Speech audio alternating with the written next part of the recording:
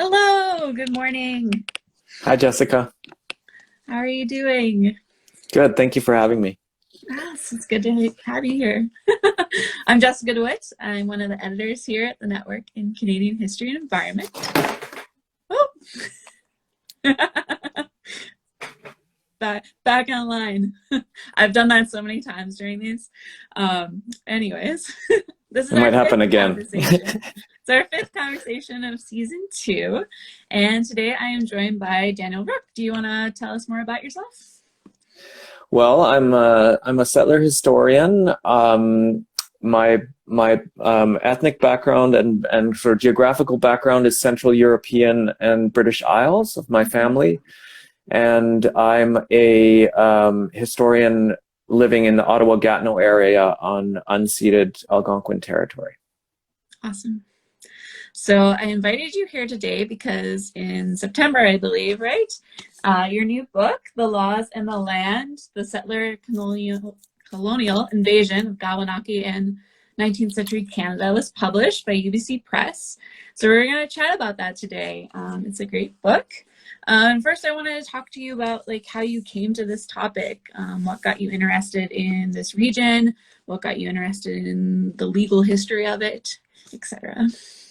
Well, thank you for that question, and thank you for having me on.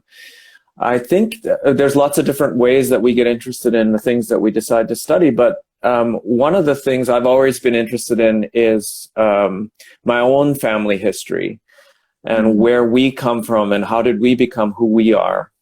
And so, and even now, I'm digging into ancestry and finding all kinds of connections between Canadian history, the research that I study here, Indigenous history, history of settler colonialism, and my own history, where on my dad's side, that family was ethnically German and involved in settler colonial processes under the Habsburg Empire in Central Europe, and on my mom's side, in settler colonial processes in Ireland as part of the British settler colonial invasion of Ireland, and then of the United States as well, where we were beneficiaries of some of the homesteading acts and of indigenous dispossessions there. So it's still something I'm learning about, but it's something that my own positionality as a white person, that's a term that I was really uncomfortable with a few years ago, like a lot of people are. But understanding what it means to be a white man, particularly who is not indigenous, and what that means to live on this land, to live on Turtle Island in North America, and to live in a good way and to do research in a good way and to deepen my own understanding of what it means to be me here, but also what it means for all of us to live in good relations, as good of relations as possible, considering the deeply harmful history of these really awful colonial relations that I describe in the book. So I can go a little further. I can talk more. I don't know how you want to do that, Jessica. I can go on for. Talk a little bit more if you want to. I'm an academic. I can talk a long time about things. Right, if you want to tell us a bit more, let's go for it. I think one of the things that got me really interested in this topic was my interest in geography as well. I've always been someone that's really interested in the area around me. Like, I really want to know about my neighborhood. When I live somewhere, I want to know about the history of that building. Like, I'm like really interested in who used to be here and what they did and what they thought and why they made decisions that they did. So when I've lived in particular places, I grew up partly in Austria, where my parents were working when I was a kid. I grew up partly in Alberta, rural Alberta. So those are really contrasting different places. But I got really interested in those places and why they were the way they are. One of the things I was interested in as a kid was, like, why are all these roads in Alberta perfectly straight? And why is there a road every mile? Like, who did that? And so during my master's degree, I really wanted to learn more about that. And I got really interested in who and how this, not only this transformation of the landscape, but who was responsible for transferring the land from indigenous people to white people. How did that happen? And those are still the questions that animate any research project that I do now. Awesome. Yeah, I appreciate that and the connection to personal story and thinking through your own positionality in the world. And that's definitely what led me originally to park history, because I grew up outside of a state park, and I wanted to understand why I did that. You know, why did my parents move there? Why did my community exist there? And that kind of just snowballed into whatever I'm doing now. But that personal connection is so important. Yeah, so I've been reading. I mean, in the last couple of years, I've really, you know, as a person who's realizing I really need to understand my position as a white settler and also as a white immigrant and settler in Canada. I've been reading more, you know, histories about settler colonialism, and so I thought maybe we could talk a little bit about what specifically, like, legal history unveils about settler colonialism that perhaps other angles like gender history or strict political history, or, you know, even a strict environmental history of settler colonialism may miss. Mm.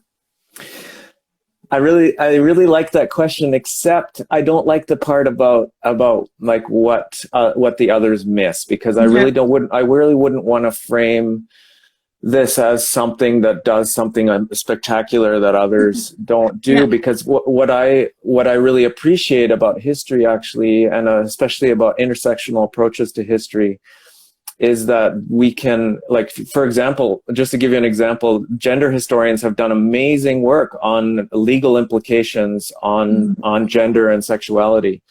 Political historians have done amazing work on laws and the history of laws and the important cultural outcomes, environmental outcomes as well. And environmental historians have done a lot of work that's legal related as well.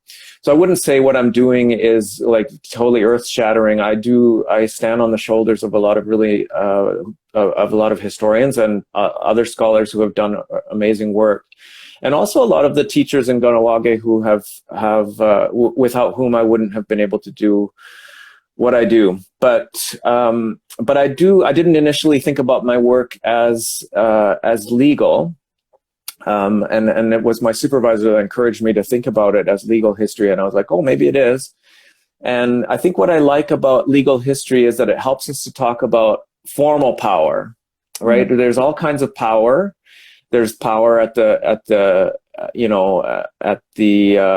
trigger of a gun, for example. That's one kind of power. But there's also power in someone's reputation. Like if someone has a reputation for being a really good person, there's power in that. But legal history helps us talk about formal power and the way that power gets formally institutionalized.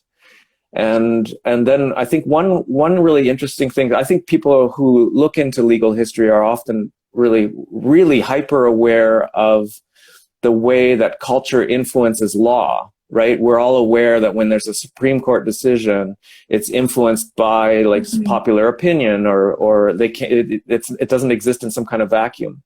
But I think what gets spoken about a little bit less is the cultural impact of laws. And so the way that laws become kind of naturalized in the way that we think about the world. And so, for example, we can, when we think about something like private property, most people don't think twice about it, right? Even though as historians and other people too know that private property has a history, and it's a history that's really closely intertwined with patriarchy. It's closely intertwined with dispossession of farmers through enclosure movements in England. And this sort of British European understanding of private property has now been imposed on much of the world, and it's had these huge implications. And yet, it's not something a lot of people think about. A lot of people go ahead and buy a house if they can, or they are renting something, and everybody's somehow involved in private property. Yeah. But it's really something that shapes us without a lot of us giving it a second thought. So I really love that about legal history, that it really helps us to think carefully about the world we inhabit. Mm-hmm.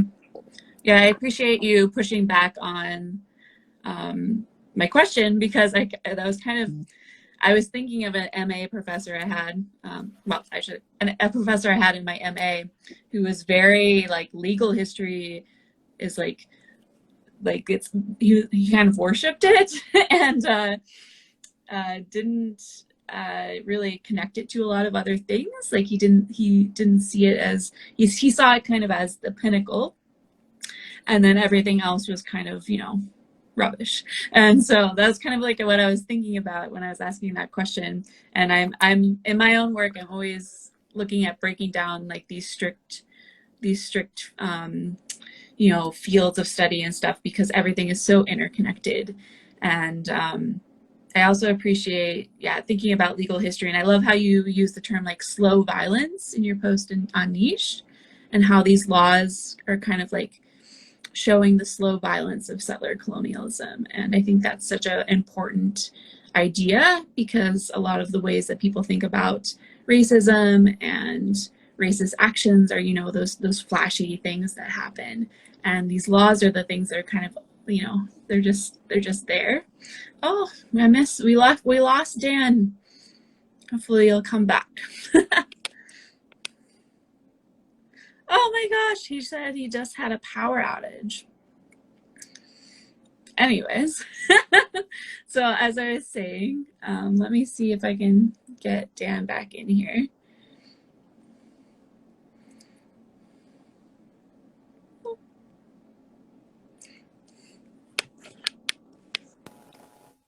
Hello. You okay? Hi. I'm okay. We just had a power outage. My computer went out. My notes are gone. Great. But I did briefly hear you saying something interesting about slow violence. Yes. I was just talking about how I really appreciated that idea of slow violence, and how it really helps to understand institutional racism, I think, and the way that settler colonialism kind of, slowly infiltrates everyone's lives. And that's kind of how it becomes ubiquitous, and how people who don't come up against these laws, who aren't negatively affected by these laws, can kind of, not notice that it's happening. I don't know if that's the right way to go about it, but so often when we're thinking about law, we don't think about law until we're negatively affected by it, right? Until we can't do something. And in my own life, I haven't come up against that too much, but when I was immigrating, or, now I'm starting like a queer alternative family structure, and, laws aren't in my favor anymore in some ways. So those are like, just thinking of how those of us with more privilege come up against those pushbacks less often. But yeah, anyways, are you set up again, Dan? I think so. That's great. You're very good at that, and I appreciate it. And I am set up. I'm now where I'm mostly using things that are on battery power. So hopefully I won't. Okay. Things are flickering, but I should be okay. No worries. So I really appreciated what you had to say about that, and I just to add to what you were saying. We don't really notice a lot of things because, and the same with privilege, right? That's one of the reasons why it's so hard to talk about privilege, is because it's sort of invisible. It's visible to people who don't have it, and it's harder for people who have it to see it. So when I think about questions of settler colonialism, indigenous history, and land, for example, I think about something like the Dominion Lands Act or the Homesteading Act, that were really critical in terms of transforming most of, or at least a majority of, Canadian agricultural lands, what are today agricultural lands, into farms that were handed over to white men for the most part. And those were indigenous lands, and that that has really significant implications for us today, where 95% or more of Canadian agricultural land is owned by white people. How does that happen? What's that? That's a really important historical moment that shapes our world. And now when someone asks you what you imagine when you think of farmer, you think of a white person, generally speaking. And you don't think immediately maybe about a Haudenosaunee farmer or an Anishinaabe farmer, or even about other ways of being on the land necessarily that are ancient on this land that we inhabit. Yeah. So to me, that's one of the great things. I see legal history. If there's, if there's anything great about legal history, but it's the same for any of these. I think gender history, political history, environmental history, what I love about them all, if they're done right, is that they sort of cast doubt on the normality of everything that we inhabit. Things don't have to be this way. These are the way that things are the result of the decisions of our ancestors, or of the, not, if they had privilege, they had the privilege of making decisions, and many of our ancestors didn't have a lot of choice either. Yeah. And so, but it is the result of history, and that's one thing that I love about history, is it really helps us to I find it frustrating when I think about like how the world could be different, but I also love thinking about what could have been, what can be, and I think there's hope in that. That's nice. So, yeah, I appreciate that thought of hope and imagining, if we made these structures, if we made these structures happen, we can make them disappear as well. So, not that that's going to be an easy process, but knowing the history of it is so important, though. So. Yeah, I recently wrote in my Twitter bio that I'm a historian who thinks we can do better. So I think I want that to be sort of a central focus for instance, because I think a lot of people see settler colonial critiques and potentially any kind of anti-racism or anti-oppression work as negative. Yeah. Right, as people making life difficult, or people constantly pointing out like the sad things or the bad things or the tragic things or the genocides. Yeah. And it's true, we do that work, but the reason why I do this work is because I want things to be different. Like, I don't want to keep repeating those things. I really want to believe that something else is possible. Yes, I love that. So and I hope that my book gives that across, puts that message out there as well, of like, I really want, Indigenous scholars and Indigenous elders have been pointing us for all time towards a more hopeful way of relating with each other, and focusing really heavily on good relations, and Indigenous people, when they first encountered settlers, in many cases were really hopeful and were really longing for good relations with settlers, and we're really trying to put some of the earliest treaties like the Truro Wampum and others show, there's other wampum where it just shows people holding hands. Yeah. As like, this is the way that we want things to be. We want to be in good relations. So for me, in order to be in good relations, to get to a point where we can be in good relations, we have to really face this pretty horrible history of broken relationships, of colonial relationships that I write about in the book. Yeah, and I think that comes across quite well in your book, and also the efforts by Indigenous folks to make the best of things and to be in good relation, and they're just always trying to survive and hold on to their culture, and it really comes across in how they use the legal system and their own legal system, and figuring out how to deal with colonial laws. And it's quite good, the story that you've woven together. And well, thank you, Jessica. I really appreciate that. I personally, I think it's the best illustration of that process that I've read. I've read paragraphs here and there that kind of suggest these things, but it was really really enriching for me personally to kind of just immerse myself in this one story and kind of follow it through time. It really shows how these structures are come together and infiltrate these communities. And yeah, it was very good. So I thought I'd wrap up today, because we're in Network in Canadian History and Environment, talking about environmental history. And you have a part in your introduction, and you wrote a post for us that kind of highlights the environmental history of the book. So I thought maybe we'd wrap up today by talking about what does this book add to Canadian environmental history?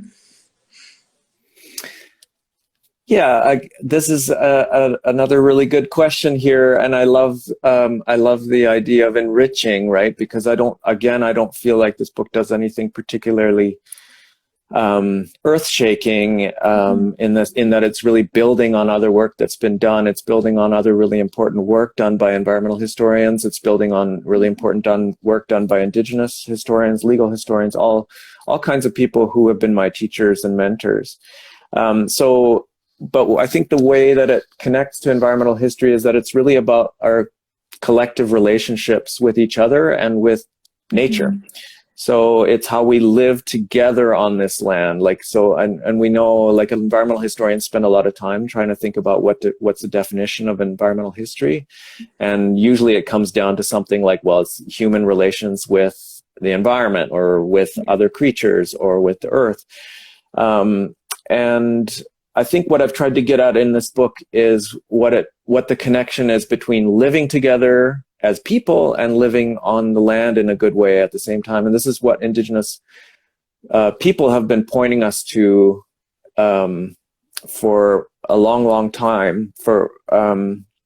And I'm trying. I still am stuck in a lot of colonial ways of thinking, but I'm really trying with this book to think about relations with the earth and relationships with people as being really closely connected. And the other thing I'm doing in this book that I hope enriches environmental history, the environmental history field in general, and it builds on work that's already been done, is that making connections between race, like the history of race and environment, and also things like history of gender, that are really closely tied together. So one of the things that I talk about a little in the book is about the way that Canada disregarded and ignored in women's views in relationship. In this case, Haudenosaunee women's views and relationships. And we're talking about the imposition of colonial patriarchy here. And so in the book, it's kind of like a void, because the 19th century Canadian colonial archives are so emptied of women. The files that I was looking for in the Department of Indian Affairs barely acknowledge the existence of women, and often when they show up, they're presented in a pretty negative manner. So the colonial archives specifically excluded women's point of view, and I think that this is particularly poignant in when looking at a community that has a strong matrilineal tradition, and where women are really central for understanding people's relations to the land.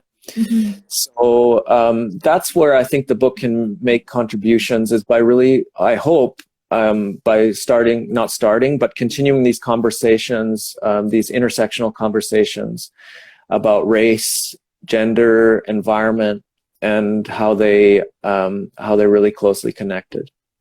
Yeah, excellent. Yeah, and I agree after reading this that it does those things.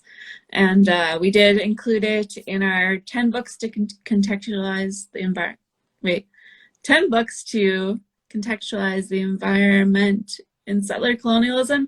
I got that wrong, but there's a list on our website and it's included in there. Oh, goodness.